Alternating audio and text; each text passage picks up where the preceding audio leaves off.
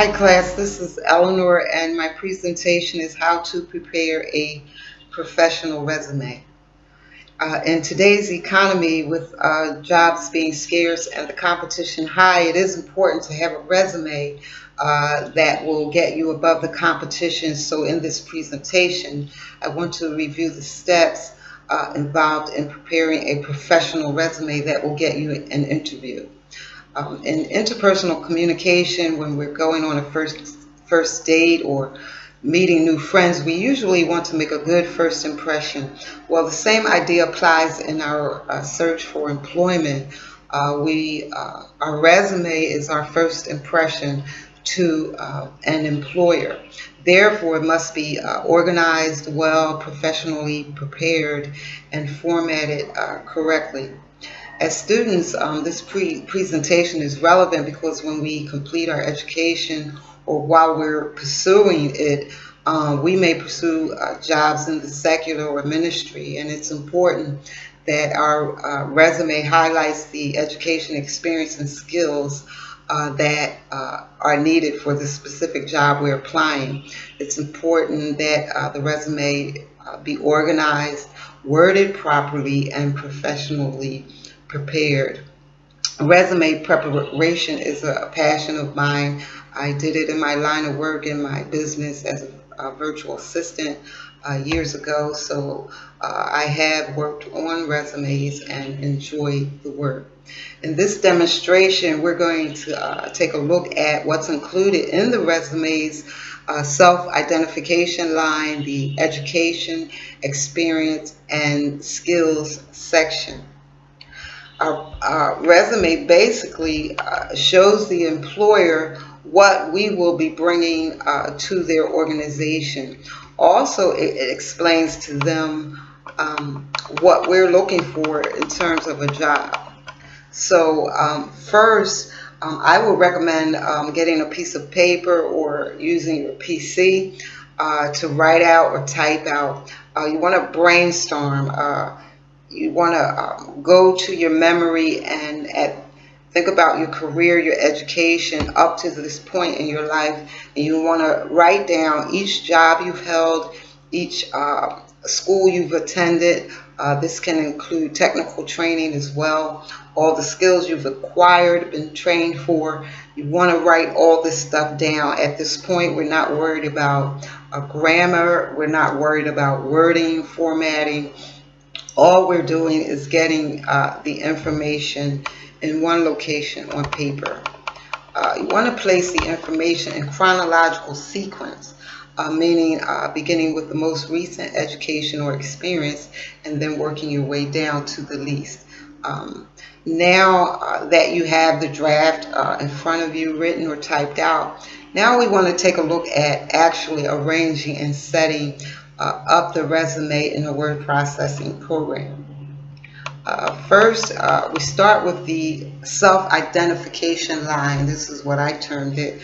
This goes at the top of the resume and includes your name, address, telephone, and email address. It identifies you, who you are, where you live, and how you can be contacted. This is typically and traditionally centered on the top of the page,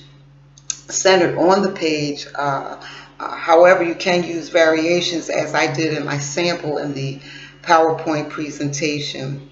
Next, in the education section, again, your information is being recorded chronologically, working from the most recent on down. You want to take your education down to high school. However, if you're fresh out of college, you have limited education experience, whatever, you want to include high school. If you're a master's degree, PhD, you have some time behind you, then you can pretty much eliminate the high school. You want to include the name of the school, the location, the city and state only, no specific addresses here, and the dates you attended. The dates can be month and year, or if you don't remember the month, you can include just the years.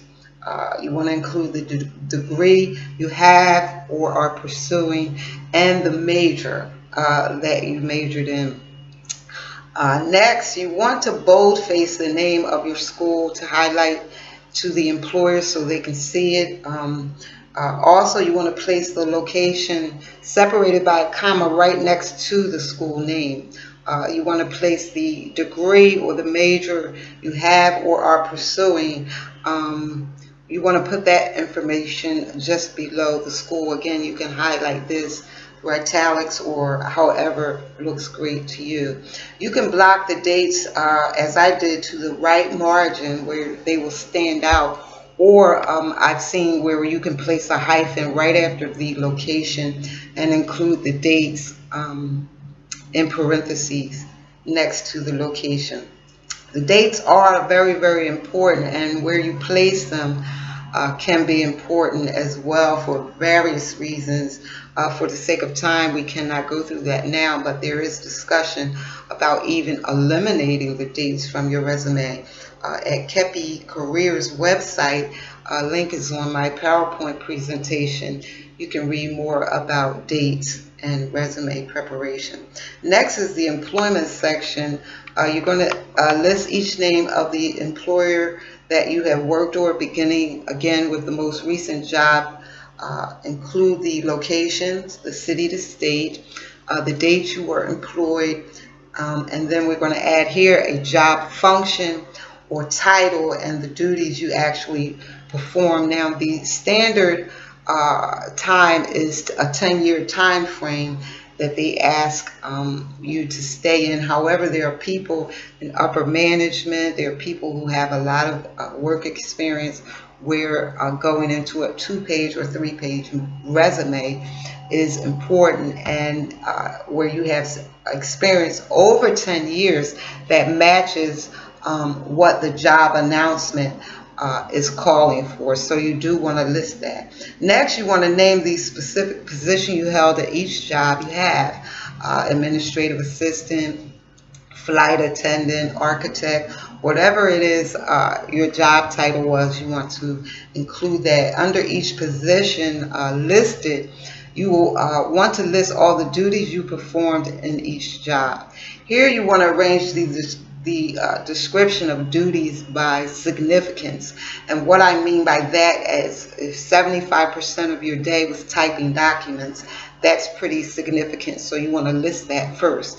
If it was managing the budget or whatever, managing employees, you want to list that in sequence of how your day went at work, from the most important skill that duty that you perform to the least significant skill.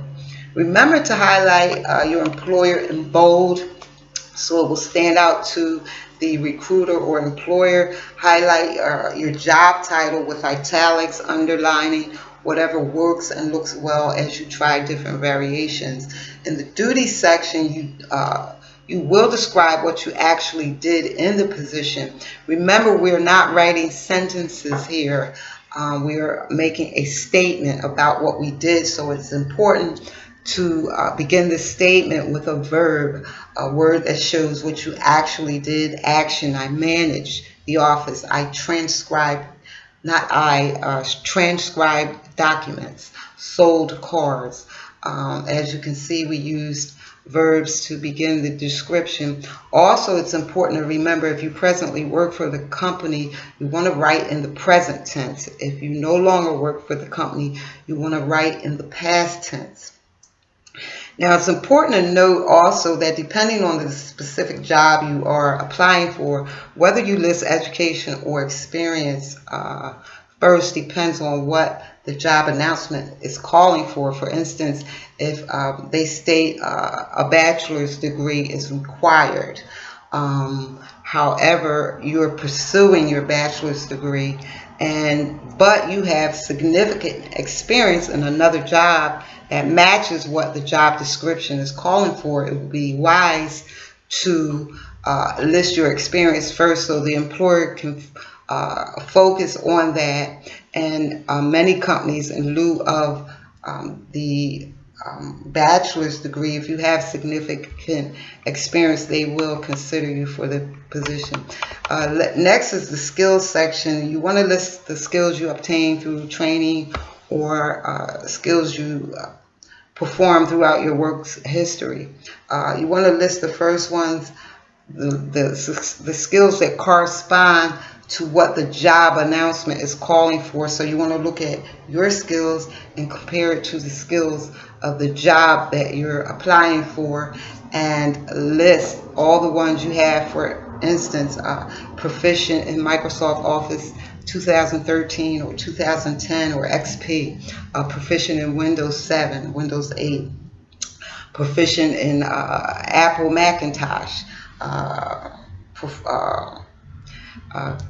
worked with time slips or QuickBooks. All these are skills that you want to list, and specifically list the ones that are required in the particular job. Last, we want to look at the references. You do want to include a statement that you can provide references upon request, which is simply a list of people who can verify your experience. In some cases, the employer may ask for a reference page or a salary history. This information is available on Purdue OWL, which CCU gives us a link to how to construct a reference page or a salary history. This concludes my presentation. However, I want you to note that a professional, well-written cover letter serves as an introduction to ourselves, about ourselves, to the employer. That also goes with the resume. For the sake of time, I cannot cover that today, but there is information on Purdue OWL as well on that. There are many how-to tips available online in school and from businesses that prepare resumes. They offer advice from basic resume setup to crafting your resume according to a specific industry standard. There is a traditional format for resume writing, but your resume can always be edited, improved, and tweaked specific to the job you're applying for. The important thing is to just keep a traditional detailed resume and cover letter prepared and saved on your PC, so that as your career changes or grows, you can update it as you need to. Finally, I want to remind you that a resume is the first impression about you to employers, and it should be professionally prepared to win the interview. You should highlight your education, experience, and skills with proper grammar, formatting, and wording. Also, you want to include a cover letter that will introduce you to the company and let them know what you are able to bring to enhance their organization. I hope you receive something from this presentation, and I wish you well in your career.